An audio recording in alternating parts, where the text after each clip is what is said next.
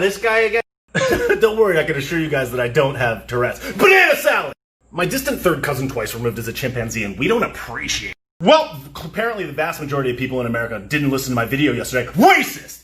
But I see all these videos of people yelling and screaming in people's faces. I don't understand what people think this is solving. I don't know if you guys watched these videos of people yelling at people after the RNC. And still, the peaceful protesters, these people are throwing shit at the police, shooting fireworks, and only after they show aggression and fight with law enforcement, they have no choice but to retaliate. Yet, those are the only videos that you see. All right. All I have to say, if you want to do a little bit of research, is David Dorn. David Dorn. Give it a go.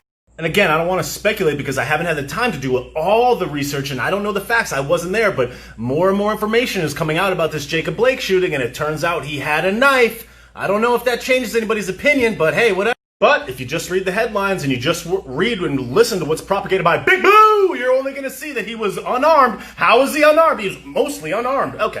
Again, I don't know the facts. Do your own research. And again, not enough time has passed for all of the facts to come out, but you got the NBA, the MLB, the WNBA just stoking the flames, wearing shirts with bullet holes in the back when no one knows the facts yet. Okay. And I've heard the defense like, hey, that's wrong to do that with the kids there. Maybe you should be more mad that this guy was fighting with the police while his kids were there. He was the one that had his kids there. He was the one getting tased while his kids, whatever. Racist! Another absolutely insane thing that came out yesterday was Nancy Pelosi on TV telling Biden that it would be ridiculous for him to have any debates with Donnie. Basement Biden?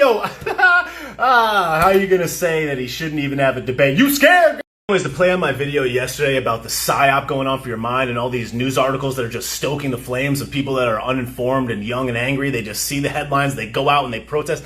Honestly, I really feel for these people because they're passionate and they want to take a stand. And honestly, I said, these are our brothers and sisters. I appreciate the emotion, but their anger is misguided, and the actions that they are taking to try to solve this problem are not a solution. Like how anybody could think that screaming at an elderly woman coming out of the RNC last night with a megaphone and giving her the middle finger is a solution to anything. It's like, dog, who hurt you? This is not okay. People out here protesting in the streets, I could think of a lot of other things that are more worth protesting than this, especially without the facts being out. So I just want to make something completely clear. In 2008 was the first United States election that I was actually of legal age to vote, and I voted for Obama. I was so excited. I'm like, man, this is amazing. First African American in office. What an amazing thing. What a progressive time. I'm only 33 years old. When I grew up, racism was a distant thing in the past to us, and even though it was definitely prevalent, and I'm not denying that there's not racists out there, there most certainly are, and there's a lot of things that are very unfair, but I was so happy to see it because this is a beautiful moment in time. I watched his video about there being one America, no black America, no white America, just the United States of America, and straight up, I cried. I cried in 2008 watching that video, and I went to the ballot box and cast my vote for Obama, and I was proud. But in the time between 2008 and 2012, I started to realize something. What is my objective? What is my goal in life? To me, the pinnacle of all things in life for me is freedom. So how can I be the most free? In order to be free, I need to have financial backing. I need to be able to support myself in the event that I get hurt, to support my family, to help other people.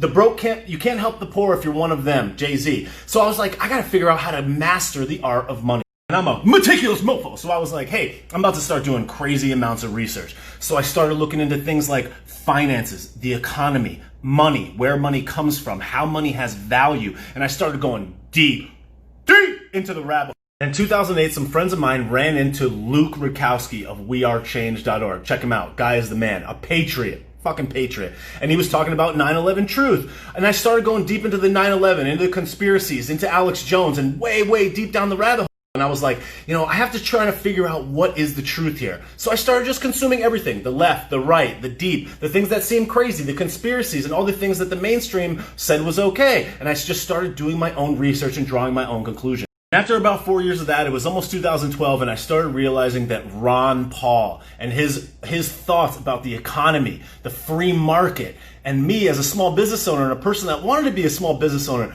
it was like, this was the stuff that made the most sense to me. Free market economics, freedom, the things and the pillars that make America great made the most sense to me. So when Ron Paul dropped out in 2012, I was like, this is worthless. I didn't even vote in 2012. I was just frustrated with the system. So now fast forward over the rest of this amount of time, as being a small business owner in America and being a person that tries to stay awake and aware of what is happening, the more research I did, the more and more ridiculous I realized some of the stories were. And it was just like, yo, wait, what is happening? There's a psyop going on. This is absolutely insane. Then comes 2016 and Donald Trump comes on the scene and you watch every single news of this guy's ridiculous, this guy's a racist, he's a xenophobe, and I was like, question everything. That's always been the motto. Question everything. I'm like, is he? I'm going to look into this. Let me do some research. The thing that I kept coming back to is why. Why would this guy run for president? This guy's a billionaire. Everybody loves him in theory. He's rich. He has everything that could ever possibly want. He's old enough that he can retire. He's got family, grandchildren, children. This guy has the life. He's got a... Why would this dude run for president to have every single person be like, racist? And though he does and says plenty of things that I disagree with, and I definitely disagree with his rhetoric more often than not, the results and the execution speak for itself. Like, you're not voting for a pal. You're voting for someone to lead on policies. I don't know. And I don't think Sleepy Joe is a bad guy. I honestly, the guy is probably a very, very nice person, but it's policy, guys. It's what they do, what they say, what they come through on, and the policies that they want to enact. That's what you should be voting for. So the more and more I look into and the more I research the decisions that Donnie Baseball has been making in there, the more I realize that this guy running for president is in a lot of ways heroic. The guy had everything you could ever possibly want out of a life, and he's still doing this. Like, you gotta just wonder why. Think about the context of that. And here's the other thing, like, we're not even paying this cat. We're not even paying him. He donates his salary to charity. But nope, you can't say that. Racist! And though I don't agree with his rhetoric, and I don't agree with all the stuff that he says, and I don't know the guy, I don't know if he's a bad or a good guy, but I certainly think that he's better than Basement Biden. I mean, look at that. And look at Kamala, queen of the lockup. This lady jailed so many people for minor marijuana offenses and then laughs on the Breakfast Club about smoking marijuana. Like, what the hell is that? And then you got Tulsi Gabbard, hero, throwing clown makeup on her. Like, that was priceless. But the best part of all this is that it has led me to this moment and this place, and I am so thankful that you guys are taking a couple minutes out of your day to listen to what I have to say. It only took 15 years of research and seeking the truth for me to get to the point that I have this information and that I'm here to say something to you that has even any semblance of value. And what I have realized in the past 7 days of being Insta-famous is that there are so many people on here that are fighting the good fight. There are so many amazing, patriotic people out there that are not trolls. They are fighting for the greater good. Because today's war is not fought on the battlefield, it's fought on the information battlefield. Today, there's a war on your mind, and the people who fight discrimination, who seek the truth, who fight for what's good and what's right against the many unrelenting forces of evil, I salute you.